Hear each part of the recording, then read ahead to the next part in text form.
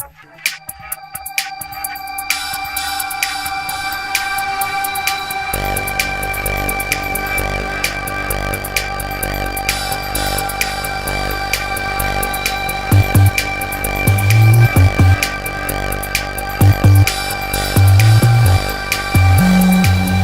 your child is educated in Utah and the rest of America has changed. As a parent and taxpayer, did you know about it? As a local school board member, I didn't know about it. Ask your neighbors. In 2010, they'd never even heard about Common Core. Chances are your neighbors still haven't heard about Common Core. In 2010, the Utah State Board of Education adopted the Common Core standards for math and English. The state board claims the standards were state-led, more rigorous, and they included the public. However, if you listen to what was said at the time, and we have the audio, you get a completely different picture of the events leading up to the adoption of Common Core. First, we are told that the standards are state-led, not national standards, and the feds do not have strings attached. However, they were repeatedly called national standards at the time. From the State Board's official minutes on May 1st, 2009, it says that a group of 41 states and several trade organizations met to talk about creating national common standards. The State Board was then told on a Friday that if they wanted in, they had to agree to it by Monday. Nothing like taking time to deliberate on an important decision affecting the education of every public school student in the state. Here's what they were told. They would like to have us sign a memo of agreement by Monday if we're going to do it. And so this is an extremely tight turnaround.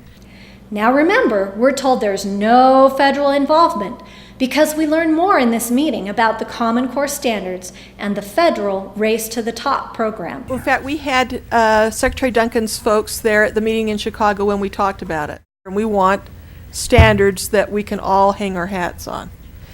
And the answer came back from the Department of Education that, okay, they're okay with that because they want the Race to the Top grant to be individual states.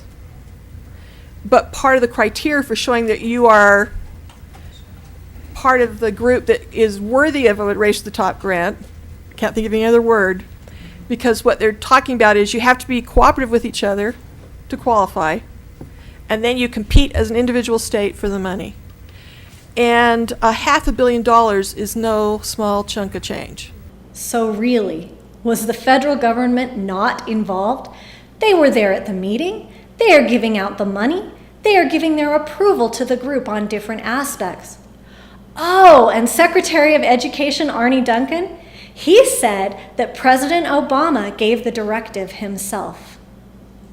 Obviously, the State Office of Education felt the federal influence in promoting Common Core. During a June 2009 committee meeting at the legislature, the assistant superintendent at the time, Larry Shumway, discussed the thought process behind the Common Core standards.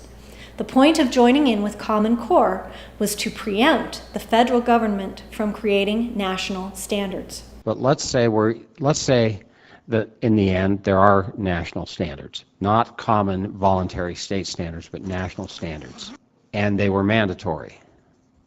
Would you rather that Utah sat at that table as they were developed, or that Utah not sit at the table when they were developed? The current Department of Education at the federal level wants to do national standards. And unless the states do something, we're going to get national standards, and we're going to get them without any influence from us at all. This, and the reason why I voted in favor of it, was in fact as a maneuver around that. One legislator voices his opposition to this end run. The genie is out of the bottle. The federal government is already on its way to national standards, and now by doing this, we're simply endorsing, in my opinion, what they're trying to do.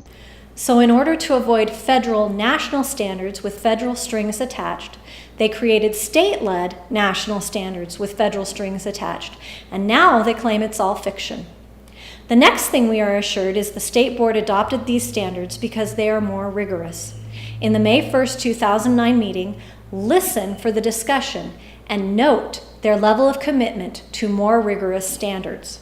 Now, when I took a look at the background material, the achievement material, there's not a huge amount of difference between our standards and what they are going to use as a base anyway. And I'm going to estimate about 92% of our standards are the same as those standards right now. So it doesn't concern me that it would be so wildly out of line that we couldn't live with it.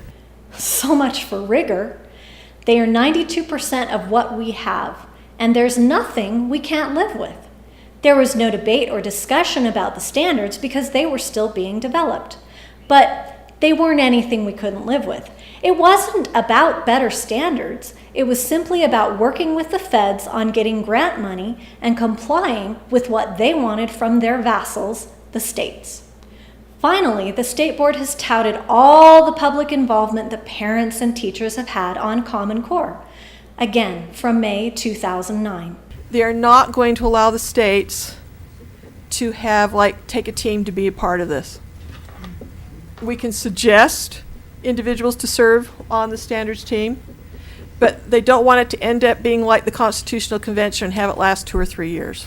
So, and the reason they're doing it is because the other pro to this, the money that's coming out for Race to the Top. So now we see the real reason, the possibility for money. We can review and suggest people to serve on the team, but we can't take a team to be part of the development. But if we can live with the standards, we can maybe get some money from Race to the Top.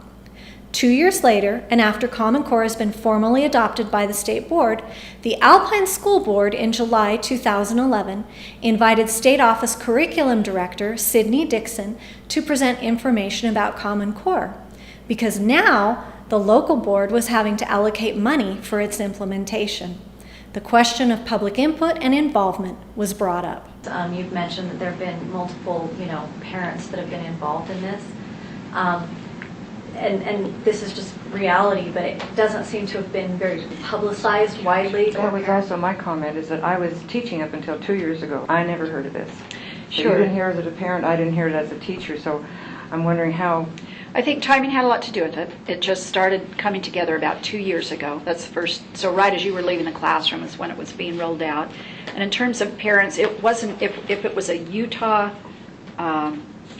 if it was just Utah that was working on this, of course, the canvassing and the publicity would have been very different. But remember, these were about 30 states coming together. Right, but and that's my main concern, yes. is that we've got 30 states, but Utah is Utah. And our parents and local control is what we're concerned with. So, since Common Core has been adopted, we've been promised that it was state-led, more rigorous, and there was lots of input from the public. And yet, in the words of those who were involved at the time, it appears it was more about meeting federal requirements, getting federal dollars, and meeting federal deadlines. Contact your school board members, both state and local, as well as your legislators. Ask them to get the facts. They don't have to listen to spin from either the opponents or the proponents. The facts are stubborn things. Use them. And then it's time for you to put the local back in local education. Start attending your local board meetings. Make sure your views are heard and represented. Because if you don't, there are powerful entities ready and willing to do it for you.